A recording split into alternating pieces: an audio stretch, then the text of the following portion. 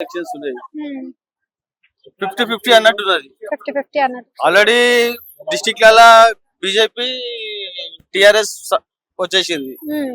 ఇప్పుడు హైదరాబాద్ లో ఇక రిజల్ట్స్ వచ్చినాక తెలుస్తుంది. ఓకే. అసలు ఈ పరిపాలన చూస్తున్నారు కదా, ఇంతకు ముందు పరిపాలన చూసారు. 75% పింఛన్ వస్తలేదు అంటారు మరి. అవును.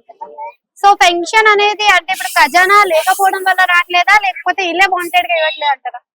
వాంటెడ్ అంటే అది అసెంబ్లీలో వాళ్ళ కూర్చున్నది తెలియాలి కదా. మనకి పబ్లిక్ మనకేం తెలుస్తుంది చెప్పు. డిఫరెంట్ అంటే ఏం చెప్తారు అక్కడ ఉన్న మన కేసీఆర్ కి రేవంత్ రెడ్డికి? అంటే కేసీఆర్ ఉన్నప్పుడు అయితే ఆయన రైతు పాలన ఉంటాయి, ఆయన నాలెడ్జ్ అలాగా. ఈయన ఎట్లా అంటే 2000 ఆయన సీనియర్ ఇట్లా ఎక్కువ ఎన్టీ రామారావు ఉన్నప్పుడు నుంచి ఆయన ఉన్నాడు. ఈయన చంద్రబాబు నాయుడు పీరియడ్ లో ఈయన వచ్చిండు.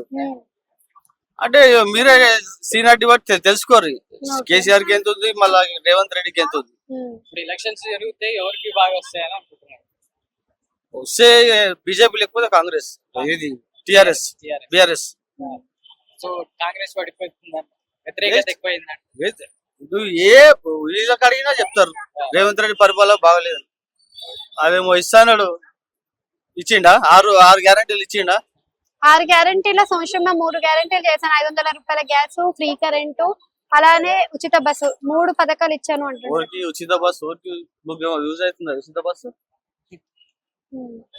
చూసిరా మీరే.